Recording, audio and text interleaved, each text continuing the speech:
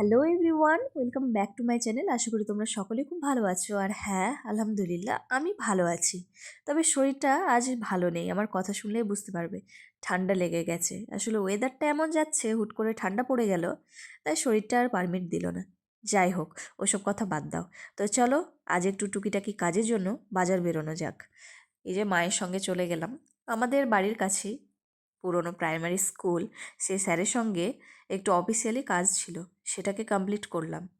আর তাছাড়াও বাজারে একটু যাওয়ার ছিল, কারণ হুট করে যেহেতু ঠান্ডা পড়ে গেল, তো শীতের কিছু নেওয়ার ছিল আমার পুচকুর জন্য। তো চলো যা যাক। জানো, যেতে যেতে এই মুরগিটার সঙ্গে দেখা হয়েছে।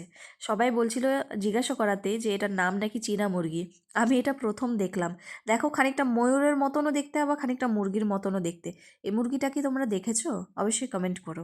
আর এই দেখো, এই লিচু গাছটা, এই লিচু গাছটা যে কত দিনের পুরনো, মানে আমি ছোট থেকে এত বড়ই দেখে আসছি।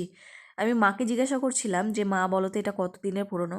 মা বলছে যে তুমি কি দেখবে, আমি তো অনেক, আমার বয়স থেকে আমি দেখে আসছি এটা এত বড়। তার মানে চিন্তা করো বন্ধুরা, যে এটা কত বছর আগের লিচু গাছ হতে পারে। এটার নাম আগে সবাই লিচুতলা বলেই জানতো। যাই হোক, তো চলো যাওয়া যাক। আসলে একটা টেলারের দোকানে যেতে হবে, কারণ মায়ের চুড়িদার দেওয়ার ছিল। তো ওই ওই কাজটাও ওই হাতেই সেরে নেওয়া হলো। তো এই যে চলে এলো, চুড়িদারটা হয়ে গেছে, তো এটাই নেওয়া হলো। তো নিয়ে টিয়ে এই যে যাচ্ছি।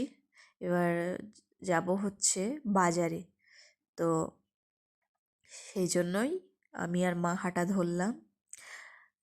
আসলে আজকে আজকে রেখে এসেছি, মানে ওকে ঘুম পাড়িয়ে এসেছি। ও থাকলে কাজগুলো করতে দেবে না ঠিকভাবে, সেই জন্য আমার ভাইকে বললাম যে তুই একটু দেখভাল করিস, তারপর আমরা ঠিক রেখে নেব।